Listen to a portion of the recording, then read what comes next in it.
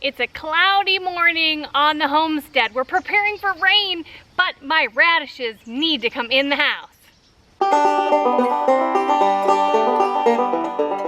Hi everybody, welcome to Living Traditions Homestead. My name is Sarah. We're busy in the garden this morning. We're expecting some storms. It could rain any minute, but these radishes are on the verge of being too big, so I need to pull them out of the garden and take them into the house. I've been super excited to grow a lot of radishes this year because I want to start fermenting them. Over the last 6 months or so, I've been experimenting with fermented foods, fermented beverages, and they have really helped boost the health of our family. So I'm excited to get going on some fermented radishes. So we need to get these out of the garden and into the house so we can get chopping them up.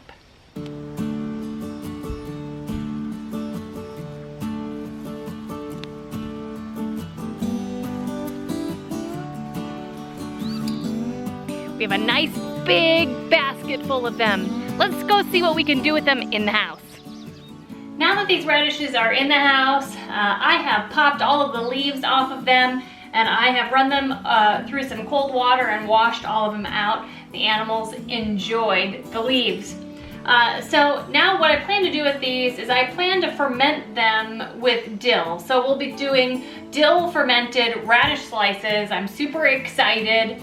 You know, I have really begun to enjoy fermented foods. We do water kefir on the homestead. We're also doing kombucha and as many fermented vegetables as I find time to make. So I'm super excited about these dill fermented radish slices.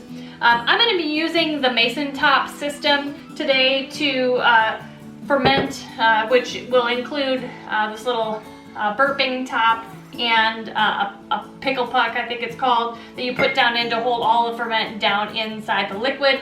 If you want to learn more about the mason top system, you can look in our Amazon store to learn more. So the first step is to just slice these and get them into the jar. I'm using a quart-sized jar, wide mouth. So it's easy as that.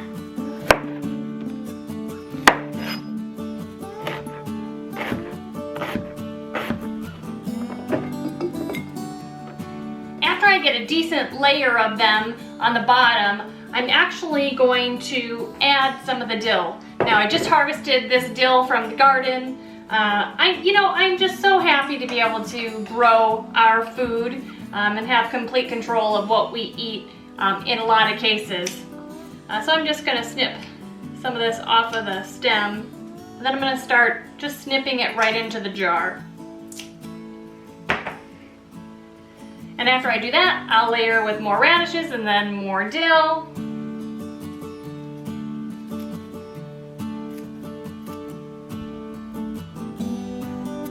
Well, I hit a small roadblock.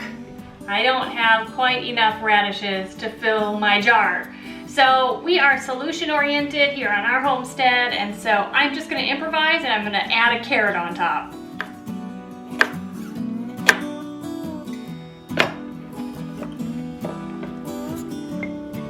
Well, that was an easy fix that saved the day.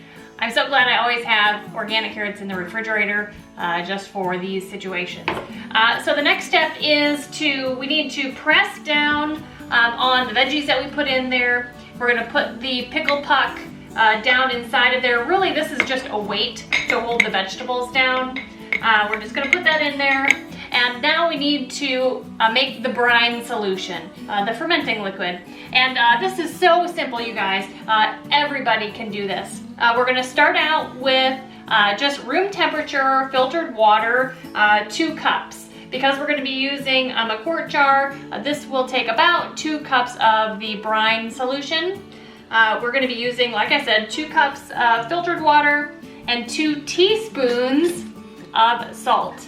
Now on our homestead we use pink Himalayan salt because it retains all of its minerals, does not have as high of a sodium content, and it's a lot less refined.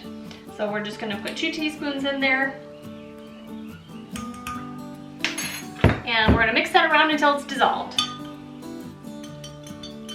Okay, brine solution all made. Now we're just gonna pour this into the jar until it comes right to the top and just a tiny bit over this weight that we have in here.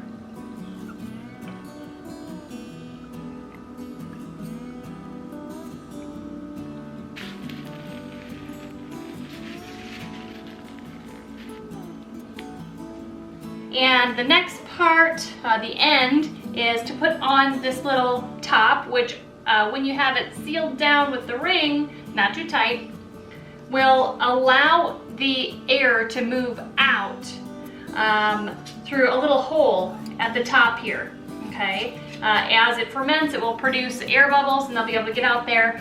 So this mason top system allows you to ferment without having to come back every day and burping it to let all of that extra air out.